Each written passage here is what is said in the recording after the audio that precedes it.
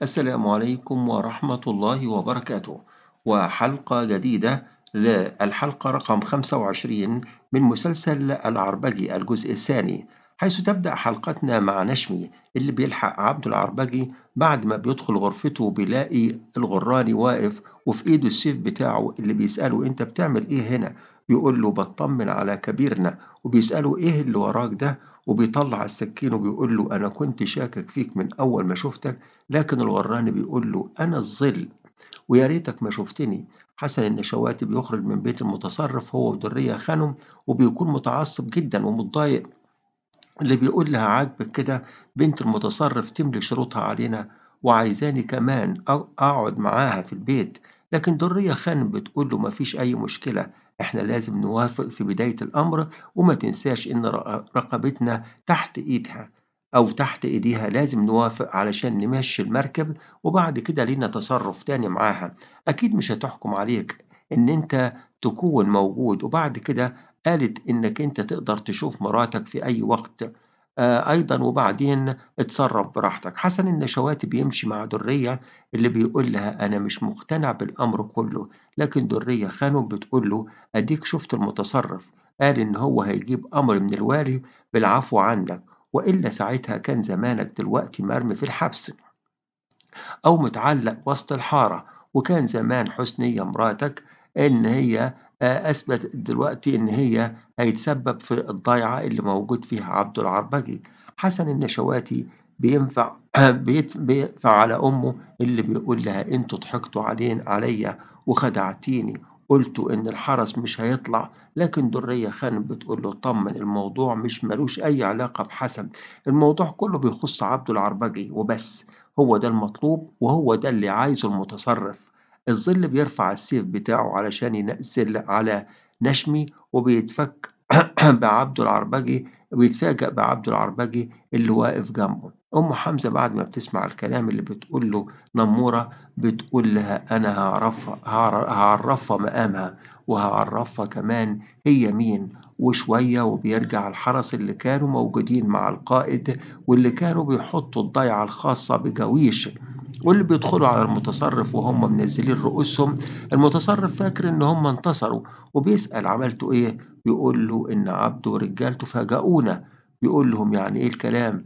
إيه الكلام ده؟" بيقول له: "كانوا عاملين لنا كمين، الظاهر كده إن في حد بلّغهم بحضورنا، علشان كده هُم اللي فاجئونا، ما عرفناش نفاجئ." والمتصرف بيتعصب جدًا وبيسأل عن القائد اللي كان موجود معاهم في وجود المحقق سنان، اللي بيقول له إن عبده العربجي أسره هو وعدد كبير جدًا من الحرس. حسن النشواتي بيتشاجر مع درية اللي بيقول لها إن هو لازم يرجّع الضيعة دلوقتي، ودرية بتقول له: "للأسف ما بقاش ينفع، أنت عارف الحرس اللي واقفين على باب الحارة واللي واقفين على باب البيت قد إيه، وأنت مش هتقدر تقاوم كل دول، علشان كده لازم تستنى شوية على الأقل لحد ما الأمور تهدى، وبعد كده ابقى اعمل اللي أنت عايزه، لكن النهارده مش هينفع تتحرك لأي مكان." عبده العربجي بينادي على غوراني واللي بيقول له غوراني وأيضًا وغرانيت بس من وراه، وأيضًا وبيلاقي عبده العربجي واقف. عبده بيبُص له بكل البرود بتاعه اتجاه الغراني: "نزّل السلاح اللي في إيدك." والغرانيق بيحاول يضحك على عبده العربجي ويقول له إن نشمي كان ماشي وراك وكان عايز يقتلك، أنا هنا علشان أحميك يا كبير. وبيبُص هو على الغرّاني بالسكينة اللي موجودة في إيده، وقبل ما الطعنة بتوصل نشمي بتكون البارودة بتاعة عبده العربجي طلعت في الغرّاني اللي بيُقع على الأرض. النشمي بيقرّب منه وبيقول له كمان عبده العربجي، وبيكون لسه صاحي وما ماتش. وبعد كده عبده العربجي بيقول له: "أنت مين؟" نشم بيقول له: "ده الظِل." بيقول له: "إزاي؟" بيقول له: "هو اللي لسه قايل بلسانه." عبده العربجي بيقرّب من الغُرّاني وبيقول له: "أنت كنت جاي هنا ليه وعايز إيه؟" وبعد كده الغُرّاني بيحاول إن هو يتمالك نَفْسه ويتكلّم، اللي بيقول له العفو والسماح. لكن عبده العربجي مش مدّي الغُرّاني فرصة، لإن عارف إنه إنسان غدّار وهيغدر بيه ويغدر بيه مرّة تانية. وبعد كده بيبدأ يقول له: "أنا جاي هنا من طرف أبو حمزة علشان أقضي عليك. عبد العربجي بينهي حياة الظل وبيقول لنشمي جهزوا علشان نبعته للي بعت وعندنا هنا أنا كنت شاكك فيه من الأول ما كنتش مرتاح له. نشمي كمان بيقول له وأنا نفس الموضوع ما كنتش حاسس إن هو جاي في خير، كنت حاسس كمان إن هو مزنوق علينا أو مزقوق علينا. وبعد كده الحرس اللي وصلوا للمتصرف بيقول له وبعدين إيه الحل؟ بيقول له إن عبد العربجي قال إن هو هيبعت لسيادتك علشان يشوف أنت هتفادي الحرس بقد إيه، لكن المتصرف بيتضايق جدا من اللي حصل وبيقول له المحقق سنان عايزك تجهّز لي جيش كبير، الجيش الكبير ده عايزه يكون نهايته عبده العربجي وكل اللي موجودين معاه في إيديه. بنت المتصرف بتتكلم معاه وبتقول له على فكرة الجيش مش هيقدر يوصل لعبده العربجي مرة واحدة. اللي بيقول لها إزاي؟ بتقول له أنا قُلت لك علشان تقتل عبده العربجي لازم تقتله من جوّه لكن مش من برّه ولا بالحرس اللي معاه اللي بيقول لها وضّحي أكتر. بتقول له أنا قُلت لك أول حاجة عند عبده العربجي يبقى بنته حسنية وبعد كده بدور اللي بيحبها وتاخدهم واحد واحد. إحنا كده جبنا حسن النشواتي بعيد عنهم يبقى نقدر نعمل اللي إحنا عايزينه. أم حمزة بتتكلم مع أبو حمزة اللي بتقول له إزاي سعاد عملت كده وهو بيقول لها خليها تاخد راحتها. لكن أم حمزة بتقول له أنت عمرك ما سمحت إن أنا حتى أنزل على الخان، لكن غريبة إن أنت تخلّي سُعاد تنزل وتتحكّم كمان في المختار وفي كل الموجودين وفي أقواتهم وتحكم فيهم زي ما هي عايزة.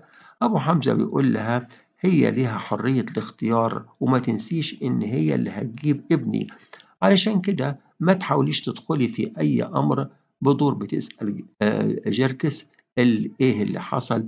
بيقول لها إن إحنا أثرنا عدد كبير من الحرس والباقي كمان رجع خلاص على المتصرف. الظاهر إن الحرب دي مش هتنتهي.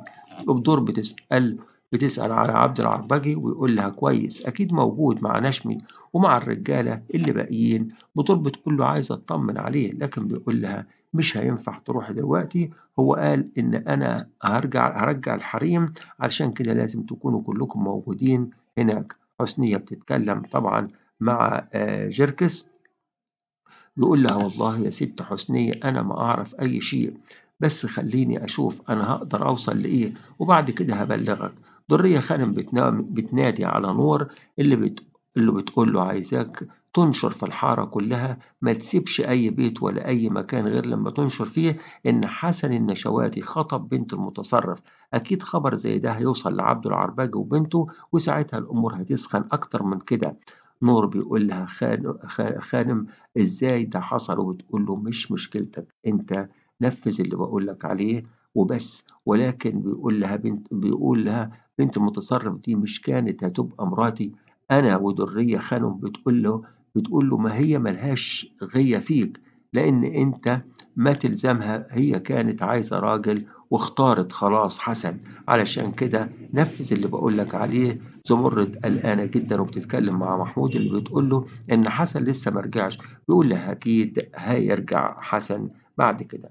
كل دي الحلقة تسريبات للحلقة رقم 25. وإلى اللقاء إن شاء الله في الحلقة رقم 26. شكرا لكم والسلام عليكم ورحمة الله وبركاته.